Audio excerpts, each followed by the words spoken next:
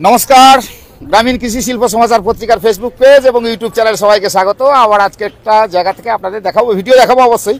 তার আগে একটু দেখাই যে হাতানিয়া দোয়ানিয়া নদীতে এই মুহূর্তে যারা মৎস্যজীবী তাদের যে ট্রলার অর্থাৎ ঘাটে পৌঁছে গেছে, কারণ এই মুহূর্তে প্রাকৃতিক দুর্যোগ রয়েছে। অর্থাৎ দুর্যোগের কারণে যেহেতু ট্রলারগুলিকে বলা হয়েছে, যারা মৎস্যজীবী গভীর সমুদ্রে মাছ ধরতে যায় তাদেরকে বলা হয়েছে যে আপনারা ঘাটে চলে আসবেন, অর্থাৎ উপকূলবর্তী এলাকায় যেখানে আপনাদের ঘাট রয়েছে বা যেখানে কিনারা রয়েছে সেখানে চলে আসবেন। তো ইতিমধ্যে প্রচুর ট্রলার কিন্তু ইতিমধ্যেই দেখতে আপনাদের ছবিগুলো দেখাবো, দেখলেই বুঝতে পারবেন যে এই ঘাট অর্থাৎ হাতানিয়া দোয়ানিয়া ঘাটে প্রচুর ট্রলার যারা গভীর সমুদ্রে মাছ ধরতে যায়, প্রাকৃতিক দুর্যোগ যেহেতু রয়েছে সেই দুর্যোগের কারণে তারা কিন্তু ইতিমধ্যে কম বেশি করে অর্থাৎ মরশুমের প্রথমেই যে ইলিশ মেরেছিল সেই ইলিশ কিন্তু সেইভাবে মেলেনি ঠিকই, তবে যেটুকু হয়েছে কিন্তু আবার প্রাকৃতিক দুর্যোগ, সেই দুর্যোগের কারণে কিন্তু ইতিমধ্যে সমস্ত ট্রলার দেখেছেন ইতিমধ্যে যে সমস্ত ট্রলারগুলি ঘাটে রয়েছে অর্থাৎ এই জায়গায় তারা চলে এসছে। আবার যতক্ষণ না মৌসুম ভবন অর্থাৎ ওয়েদার সরকারিভাবে কোনো ঘোষণা না হয় ততক্ষণ পর্যন্ত তারা কিন্তু গভীর সমুদ্রে যেতে পারবে না। আর সেই হিসাবে আমরা কিন্তু এই ট্রলারগুলি আপনাদের দেখাচ্ছি, ছবিগুলো দেখেই বুঝতে পারছেন যে ট্রলারগুলি প্রত্যেকটাই ঘাটে রয়েছে।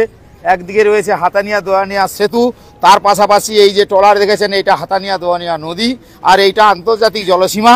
এই সীমানাতে অর্থাৎ ঘাটে তারা কিন্তু ইতিমধ্যে ট্রলারগুলি নিয়ে যথারীতি এই জায়গায় যে রেখে নোঙর করেছে, অর্থাৎ এখানে কিন্তু ইতিমধ্যে রয়েছে। যখনই আবার কোনো সরকারিভাবে নির্দেশিকা আসবে তারা আবার বেরিয়ে যাবে গভীর সমুদ্রে তারা আবার মাছ নিয়ে আসবে। আপনাদের যেহেতু খুব প্রিয় মাছ ইলিশ, আর সেই ইলিশ যতক্ষণ না মিলছে ততক্ষণ পর্যন্ত মৎস্যজীবীরা চেষ্টা করে তারা গভীর সমুদ্র থেকে ইলিশ থেকে হরজাই বিভিন্ন রকমের মাছ কিন্তু তারা নিয়ে আসে। কিন্তু এই মুহূর্তে যেহেতু দুর্যোগ রয়েছে সেই দুর্যোগের কারণে তারা কিন্তু মাছ নিয়ে না ফিরলেও তাদেরকে ফিরে আসতে হয়েছে এই কিনারাতে। আর সেই ছবিগুলো আমরা সরাসরি যেহেতু দেখাচ্ছি আপনারা একটু দেখুন, ট্রলারগুলি ইতিমধ্যে এই জায়গায় প্রচুর ট্রলার জমায়েত হয়েছে। আর যেহেতু সরাসরি আমরা সম্প্রচার করছি আপনাদের দেখাচ্ছি এই যে যারা ইতিমধ্যে অনেক ট্রলার রয়েছে তারা এক ঘাট থেকে অন্য ঘাটে যাওয়ার জন্য দেখতে পাচ্ছেন এই যে ট্রলারগুলো বেরিয়ে যাচ্ছে। এখান থেকে ফেরি সার্ভিস সেটাও যায়, যেমন ফেরি সার্ভিস ওই দূরে দেখতে পাচ্ছেন একটা ফেরি সার্ভিস। আর এইগুলো যেগুলো যাচ্ছে একটা ট্রলি একটা ট্রলার এগুলো আর ছোট ছোট নৌকাগুলি তাদেরকে যেভাবে হেল্প করে তাদেরকে সহযোগিতা করে, কারণ সহযোগিতা করার কারণ অনেক সময় এই ঘাটে আশেপাশে তার যেসব ট্রলারগুলি দাঁড়িয়ে থাকে তাদের যেহেতু মাঝ নদীতে থাকতে হয়, মাছ একটু মাঝামাঝি থাকে, সেহেতু এই ছোট নৌকোগুলো দিয়ে তারা কিন্তু ওই জায়গায় আবার তাদের কাছে পৌঁছে যায়, ট্রলারগুলির কাছে পৌঁছে যায়। আর সেই ছবি আপনাদের যেহেতু দেখাচ্ছি এর পাশাপাশি আমি আর একটা ছবি দেখাবো।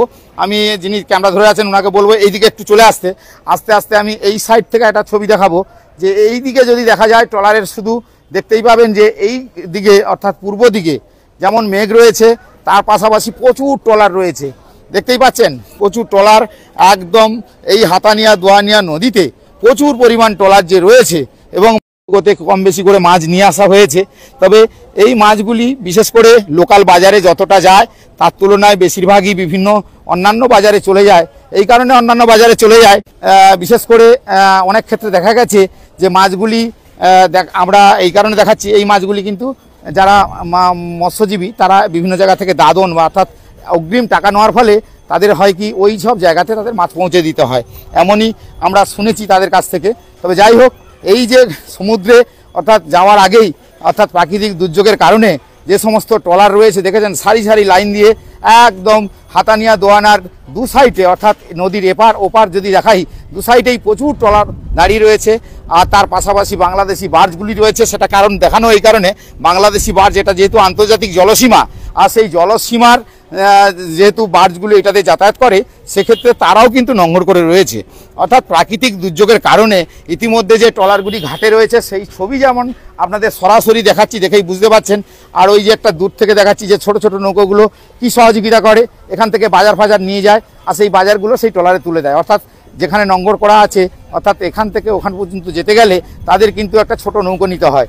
আচ্ছা দেখা যাক এখান থেকে আরেকটু দেখাই, এখানে কিন্তু মাছ কম বেশি এই যে ট্রলারটা রয়েছে এখানে কিন্তু মাছ তোলা হচ্ছে একটা ছোট নৌকোতে করে, আর এই নৌকো করে মাছগুলি চলে যাবে ঘাটে অর্থাৎ নামখানার যে নারায়ণপুর ঘাট রয়েছে সেই ঘাটে চলে যাবে। এক্ষেত্রে আমরা এই কারণে সকাল সকাল দেখাচ্ছি ওয়েদার কেমন, একটু ওয়েদারের দিকে দেখাতে বলবো যে ওয়েদারের অবস্থাও কিন্তু খুব একটা ভালো নাই। অর্থাৎ রাত ফুরলেই অর্থাৎ জগন্নাথ দেবের রথযাত্রা আসন্ন জগন্নাথ দেবের রথযাত্রা কিন্তু রাত থেকে অর্থাৎ আজকের হিসেব মতন 26 তারিখ ইংরেজি, আর সেক্ষেত্রে কাল অর্থাৎ আগামীকাল রথযাত্রা, বিভিন্ন জায়গায় রথের দড়ি টানবে অনেকেই, কিন্তু সে জায়গায় এইটা দেখানো আর এটা বলা যে রথযাত্রা যেমন মহা ধুমধামে হবে ঠিকই, কিন্তু প্রাকৃতিক দুর্যোগটা এটাও কিন্তু মহা ধুমধামে হওয়ার মতন কিন্তু পরিস্থিতি রয়েছে। অর্থাৎ যদি দেখাই সব মিলিয়ে যে রথযাত্রা কতটা কি হবে, আবহাওয়া দপ্তর পূর্বেই বলে দিয়েছে। আমি যিনি একটু এদিকে রয়েছেন, আমি একটু এদিকে ক্যামেরাটা নিয়ে আসতে বলবো আর একটু দেখাতে বলবো এই সাইডে, যেহেতু এই ট্রলারগুলো এই দিক দিয়ে বেরোচ্ছে। তো যেখানে প্রাকৃতিক দুর্যোগ অর্থাৎ বৃষ্টি বাদল দিনে, বর্ষাকাল তো পড়েই গেছে, অর্থাৎ বর্ষাকালের এই ক্ষেত্রে কি হয়, বর্ষাকালে যদি বৃষ্টি হয় তাতে করে রথযাত্রা যে খুব একটা ভালো হবে এমন কিছুটা নয়। রথ কিন্তু হবে, রথের দড়িও টানবে সবাই এবং সেখানে আনন্দ উপভোগ করবে সবাই, কিন্তু দুর্যোগ অর্থাৎ বৃষ্টি যদি হয় সেখানে আনন্দ উপভোগ অনেকটাই কম হতে পারে। তবে মৌসুম ভবন থেকে যে খবর রয়েছে সেই খবর অনুযায়ী কিন্তু দেখা গেছে যে আকাশ কিন্তু মেঘলা থাকবে, মাঝে মাঝে যেমন বৃষ্টি হয় বৃষ্টিও হবে। তার পাশাপাশি যেমন ফেদারগঞ্জ কোস্টাল থানার পক্ষ থেকে ঘোষণা মাইকিং করা হয়েছিল, যারা মৎস্যজীবী গভীর সমুদ্রে মাছ ধরতে যান তারা যেন গভীর সমুদ্র থেকে চলে আসে। অর্থাৎ বিপর্যয় এর আগে মরশুমের প্রথমে যেহেতু পরপর দুটো ট্রলার ডুবে গেছিল, সেক্ষেত্রে যদিও মৎস্যজীবীর কোনো ক্ষয়ক্ষতি হয়নি, কিন্তু তার পাশাপাশি সতর্ক কিন্তু সবাইকে থাকতে হয়। কেন মৎস্যজীবীরা যখন গভীর সমুদ্রে জীবন বাজিয়ে রেখে মাছ ধরতে যায় তাদের কিন্তু বরাবরই সতর্ক থাকতে হয়, কখন না কখন প্রাকৃতিক বিপর্যয় ঘটে যায়। কারণ এর আগে তিক্ত অভিজ্ঞতা এই মৎস্যজীবীদের রয়েছে, একাধিক যখন ট্রলার গভীর সমুদ্রে ডুবে গিয়েছিল সেখানে বহুত মানুষের প্রাণহানিও হয়েছিল এইরকম দুর্যোগের পরিস্থিতিতে। তো এই দুর্যোগগুলো কিন্তু সবাই তারা মাথায় রাখে। সেক্ষেত্রে দেখা গেছে যে দুর্যোগ যতদিন থাকে তবু তাদের সাবধান সতর্ক থাকতে হয়। তবু তারা মাছ যেহেতু গভীর সমুদ্র থেকে আনে আর সেই মাছ কিন্তু পাড়ি দেয় বিভিন্ন বাজারে, সেটা কিন্তু আমরা যেমন বাজারে ইদানিংকালে কম বেশি করে ইলিশ দেখা মিলছে। এর আগে মরশুমের প্রথমে লোকাল যে সমস্ত বাজারগুলি ছিল, স্থানীয় বাজারগুলি, তাতে কিন্তু ইলিশ দেখা মিলছিল না। ইদানিংকালে কিন্তু ইলিশ কম বেশি হলেও দেখা মেলে, বিভিন্ন রকম হরজাই মাছ দেখা মেলে। অর্থাৎ নদীর মাছ যে আসা শুরু করেছে এটা কিন্তু বলাই যায়। তবে যাই হোক, ওয়েদার যেহেতু খারাপ রয়েছে, ওয়েদার কাটলেই আবার তারা গভীর সমুদ্রে পাড়ি দেবে। তবে আপনারা যেমন সরাসরি সম্প্রচার দেখছেন, আমরাও বরাবরই আপনাদের কাছে এই সম্প্রচারই অর্থাৎ তুলে ধরি আর ছবিগুলো দেখাই। এই মুহূর্তে ছবিগুলো দেখে বুঝতে পারছেন যে সমস্ত কিনারেতে রয়েছে, আর সেই ট্রলারগুলি কিছু কিছু যারা অন্যান্য ঘাটে বেরিয়ে যাচ্ছে, কেউ অন্যান্য ঘাটে গিয়ে থাকছে। সব মিলিয়ে ওয়েদার যেমন, তার পাশাপাশি মৎস্যজীবীরা প্রত্যেকেই সতর্ক। অর্থাৎ যখনই মৌসুম ভবন থেকে বা আবহাওয়া দপ্তর থেকে কোনো ঘোষণা অর্থাৎ পূর্বাভাস দিয়ে দেন তখন কিন্তু মৎস্যজীবীরা সতর্ক হয়ে যান।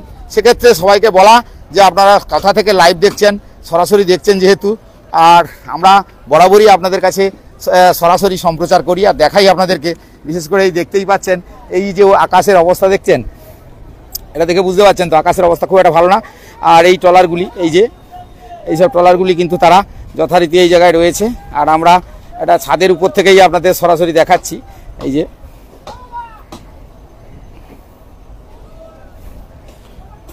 অর্থাৎ যারা মৎস্যজীবী তাদের কিন্তু মাথায় থাকে, তাদের এই গভীর সমুদ্রে যখন তারা পাড়ি দেয় তারা কিন্তু বাড়ি ঘরদর সবই ভুলে যায়। তারা জানে যে হয় বেঁচে ফিরবো, নচেত মাছ নিয়ে ফিরবো, এইরকম চিন্তা ভাবনা প্রত্যেকেরই থাকে। কারণ মাছ নিয়ে ফিরলে অনেকে আনন্দ পান, তারা জানে যে গভীর সমুদ্র থেকে মাছ ধরতে পেরেছি। কিন্তু আমার দেখা গেছে মাছ না নিয়ে ফিরলে তাদেরও আবার সেই জায়গায় অনেকটাই দুঃখ, মনে কষ্ট থাকে।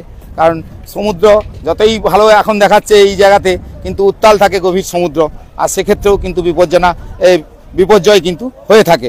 যাই হোক, আপনাদের সঙ্গে এতক্ষণ থাকলাম, আপনারাও দেখলেন, কেমন লাগছে লাইক কমেন্ট শেয়ার করে অবশ্যই আমাদের জানাবেন। সবাই ভালো থাকবেন।